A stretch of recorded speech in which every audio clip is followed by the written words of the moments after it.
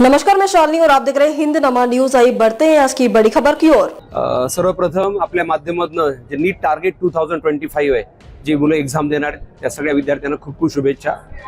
आणि ही एक्झाम नीट एक्झाम एवढी अवघड एक्झाम नाहीये, एनसीईआरटी बेस्ड एक्झाम आहे, खूप सिंपल एक्झाम आहे।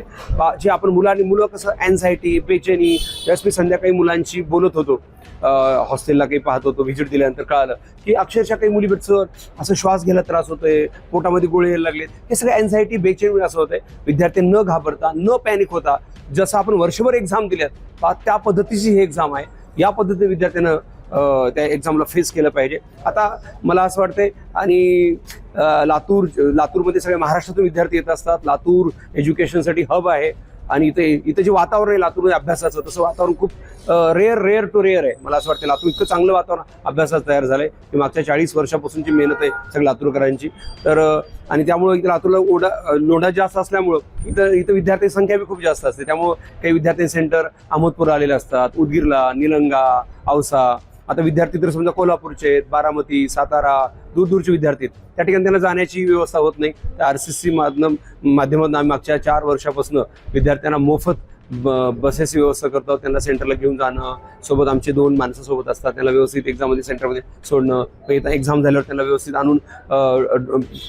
आणून सोडणं। या सगळी मुलांना एक म्हणजे आता आपण ज्या क्षेत्रात काम करतो बघा, देशसेवा म्हणजे काय, फक्त बंदूक घेऊन युद्ध करणं म्हणजे देशसेवा नाही। मला असं वाटतंय की आपण ज्या क्षेत्रात काम करत असतो त्या क्षेत्रामध्ये काम प्रामाणिकपणे आत्म्यातून करणं म्हणजे खरी देशसेवा आहे असं मला वाटतं। भगवान पांडुरंगानं आम्हाला हे एज्युकेशन सारख्या पवित्र क्षेत्रामध्ये काम करायची संधी दिली, म्हणजे खूप पुण्य आहे, पुण्याचं काम आहे मला असं वाटतंय। आणि तो एक विद्यार्थी घडत नसतो, मला असं वाटतंय एक त्याची पूर्ण फॅमिली घडत असते। एक घरामध्ये एक मुलगा जर शिकला तर अक्षरशः त्या घराचं पूर्ण वातावरण चेंज होतंय।